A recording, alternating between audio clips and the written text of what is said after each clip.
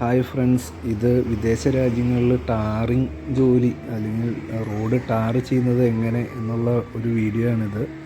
ഇത് വിദേശ രാജ്യങ്ങളിൽ പൊതുവേ രാത്രിയാണ് റോഡ് ടാർ ചെയ്യുന്നത്. അപ്പോൾ ആ റോഡ് ഫുള്ളായിട്ട് അവർ ക്ലോസ് ചെയ്തിട്ടുണ്ടാകും അത്രയും വശം. വളരെ പെട്ടെന്ന് തന്നെയാണ് റോഡ് ടാറിങ് നടക്കുന്നത്. ഇവിടെ ടാറിങ് കഴിഞ്ഞ് അപ്പം തന്നെ അവർ ലൈനും എല്ലാം തന്നെ വരച്ചുമാണ് പോകുന്നത്. ഇതൊരു മെഷീനാണ്. ഇത് നമ്മുടെ ചൂല് പോലെ അടിച്ച് ക്ലീൻ ചെയ്യുന്ന ഒരു മെഷീനാണ്. വളരെ പെട്ടെന്നാണ് ഇത് വെച്ച് ഇത് റോഡ് ക്ലീൻ ചെയ്യുന്നത്. ആദ്യം തന്നെ ഒരു സൈഡിൽ ഒരു വലിയ മെഷീൻ വന്നിട്ട് നമ്മുടെ വെട്ടുകല്ലൊക്കെ വെട്ടുന്ന പോലത്തെ ഉള്ളൊരു മെഷീനാണ്. അത് വെച്ചൊരു 2 ഇഞ്ച് കനത്തിൽ റോഡ് അവർ കുത്തി ഇളക്കി ഇടുന്നുണ്ട്.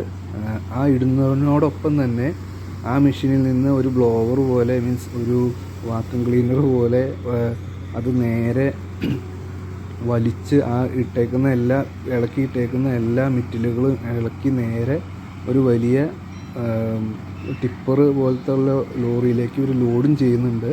അതിനോടൊപ്പം തന്നെ അത് ലോഡായി പോകുന്നുണ്ട്. ഈ ബാലൻസ് വരുന്ന മെറ്റലുകളാണ് ഈ ചൂല് പോലെയുള്ള മെഷീൻ വെച്ച് അടിച്ച് ക്ലീൻ ചെയ്യുന്നത്. ഈ മെഷീനാണ് ഇത് ഇളക്കി പോകുന്നതോടൊപ്പം തന്നെ അത് ഒരു വലിയ ടിപ്പറിലേക്ക് കയറ്റിയിടുന്നുണ്ട്. ഏകദേശം 2 ഇഞ്ച് കനത്തിലോളം ഇവർ ഇത് വെട്ടി പുതിയതുപോലെ ആക്കുന്നുണ്ട്. അതിന് ശേഷമാണ് അതിൻ്റെ മുകളിലേക്ക് ടാറിങ് ചെയ്യുന്നത്. നമ്മുടെ നാട്ടിലുള്ള പോലെ തന്നെയുള്ള ടാറിങ്ങാണ് ഇതിന് മുകളിൽ നടക്കുന്നത്. പക്ഷേ ചെറിയ മെറ്റലുകൾ മാത്രമാണ് ഉപയോഗിക്കുന്നുള്ളൂ. വലിയ മെറ്റലുകൾ 1/2 ഇഞ്ചിന് മുകളിലേക്കുള്ളതൊന്നും തന്നെ ഇവർ ഉപയോഗിക്കുന്നില്ല. ബേബി മെറ്റലുകൾ, ചെറിയ നൈസായിട്ടുള്ള മെറ്റലുകൾ മാത്രമാണ് ഉപയോഗിക്കുന്നത്. മെറ്റലും ടാറിങ്ങും മാത്രം. ഈ റോഡ് കഴിഞ്ഞ ദിവസം ടാർ ചെയ്തതാണ് ഒരു വശം. ആ ടാറിങ് കഴിയുമ്പോൾ തന്നെ അവർ ലൈനും, യെല്ലോ ലൈനും വൈറ്റ് ലൈനും എല്ലാം തന്നെ മാർക്ക് ചെയ്തും പോകുന്നുണ്ട്. പിന്നെ ഇവിടുത്തെ ലോറികളിലേക്കാണ് ഇതെല്ലാം ലോഡ് ചെയ്യുന്നത്. നമ്മുടെ നാട്ടിലെ പോലെ ഫുൾ ലോഡ് കയറ്റില്ല ലോറിയിലേക്ക്. അതുകൊണ്ട് റോഡ് പെട്ടെന്ന് നശിച്ചു പോകുന്നില്ല.